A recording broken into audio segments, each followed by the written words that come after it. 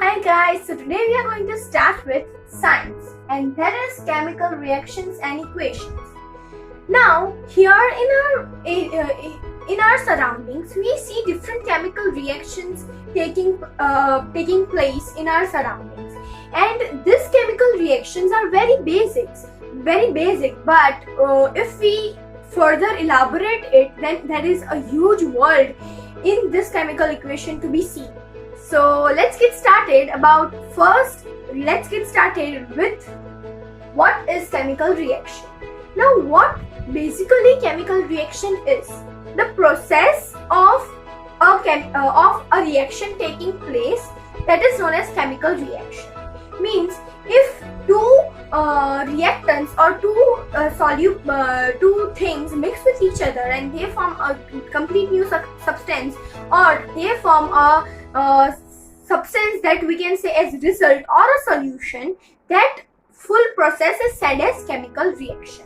Now in chemical reactions, as we all know, different changes takes place. Now there are two kinds of changes. They are physical change and chemical change. Now what are physical change? Now physical change are those changes which has their change in state or change in their physical quality. Means if we see, let's take ice. Now when ice comes in touch of atmosphere, then it starts melting. Now this melting, the heat has been evolved, and this melting means the changing of state from solid to liquid of ice. That is known as the physical change. Now if we say chemical change, now if we burn the paper in the air, then what we will find? That paper would turn into ashes. Now these ashes cannot be reconverted into paper. So that change is said as chemical change. Okay, because when paper comes in contact with oxygen, or we can say rusting, if we take iron and if we put it in a moist, or if we put it in an environment without covering or lubricating it, then that would rust. And as we can see that when iron mixes with oxygen, that becomes iron oxide, and that forms the rust particle above it. So this is what the chemical change actually is. Now if we try to compare these two changes, physical change are reversible. If water gets converted into ice, we can again convert the ice into water. Or if we want to convert water into vapor, then we can also convert vapor into water. So these are reversible changes, whereas chemical changes are irreversible changes. In physical change, no new substances form. In chemical change, we can find that new substances are formed. In rusting, in the case of rusting, when Fe mixes with oxygen, we get iron oxide. Okay, so that iron oxide is a compound, that is a complete new substance. So new substances are formed in chemical changes, and we can write examples of it. So this was all about what is a chemical reaction and how kinds of chemical reactions are taking place. Then comes what are reactants and products. Now, what are reactants? So let's consider an example.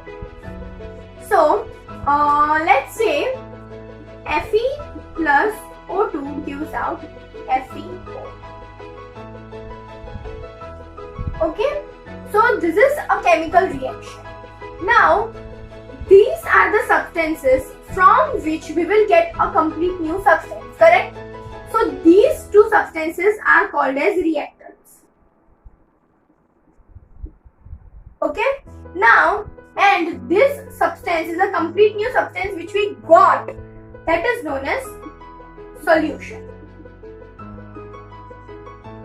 or we can say product. Okay, now for simpler understanding, we can say that this is the arrow sign which differentiates the reactants and product.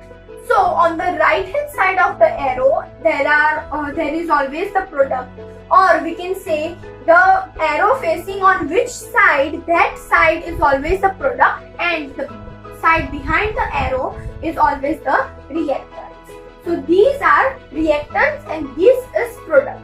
So this was all about what are reactants and product. Now defining reactants and product, we can say that these while defining reactants and products, so we can say reactants are those substances from which when they are mixed chemically we will get a new complete substance, and that new complete substance is known as product. Okay, so this was all about what are reactants and products. Now these chemical changes or these chemical equation taking place always has their own properties or characteristics. So how can we say that the change is a chemical change? So we can know by formation of precipitate. Now what is precipitate? The leftover substance is known as precipitate. Now if we take an example of BaCl plus Na2SO4 gives out BaSO4 plus NaCl. Now over here, when barium chloride mixes with sodium sulfide, we will get barium sulfide and sodium chloride. Okay. Now this barium sulfide over here is solid material, and that is known as precipitate or leftover substance. This is a complicated example. So let's consider another example. So when we all have seen a solution of water and salt. Now when we heat that solution, we will see that the water gets evaporated and the leftover part, that is salt. Now that salt, when we get it in a solid form, that particular salt in a pure solid form, that is known as the precipitate. Okay, so formation of precipitate can be indicated as a chemical change. Okay, so if in a chemical change the precipitate is formed, then we can say that it is a chemical change. Then comes evolution of gases. Now if we consider an example of burning of any substance, then we can notice that, okay, let's see that if the water gets evaporated, then we can see that the H2 gas is being liberated and O2 gas is also being liberated. So these get this H2O get differentiated and liberated out. So that liberation or evolution of gas, that can indicate that it is a chemical change. Then comes change in color. Now if we mix the zinc sulfide, let's take change in temperature. If we mix zinc granule with hydrochloric acid or with any acid, then we will find that some bubbles are being taken out. Now that bubbles that are liberating out, that are the H2 bubbles, or we can say hydrogen gas, and we can see without giving heat to the solution, we will find that the solution is getting heated. So here we cover two, that is evolution of gas and change in temperature. Now in change in color, if we mix any acid with any base, then we can find that the color change is being taking place. Now this color change can be indicated as a chemical change, as complete new substance is formed. Then comes change in state. Now we have already seen about changing state of water and also changing state of zinc granules when they are mixed with acid. So these 5 characteristics, if a reaction has these 5 characteristics, then we can say that this reaction is a chemical reaction. Okay, so this was about characteristics of chemical change. Then comes, what is a chemical equation? What is a chemical equation? So the shorter and simpler form of indicating any chemical reaction taking place is known as a chemical equation. And which are the two ways of writing a chemical equation? So two ways of writing a chemical equation is in terms of word and in terms of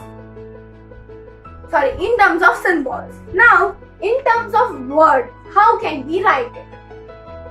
So, zinc plus hydrochloric acid gives out zinc chloride plus hydrogen. Now, this is a simple chemical equation. Now, writing this chemical equation is a too complicated task as we are writing each and every word over here. So, in terms of word also we can write to make it understandable, but if we would learn some of the short forms of these names, then we can easily find out how to write in terms of symbols. So here zinc can be indicated as Zn, hydrochloric acid can be indicated as H2, hydrochloric acid H2SO4, like I am taking another acid over here. Then comes zinc ZnSO4 plus H2 getting liberated. Now this symbol indicates that the evolution of gas. Okay? And this is in terms of symbols. Like we have taken short form of this. So yeah. This was all about two ways of writing of chemical equation. This was part 1 of chemical reaction and equations chapter.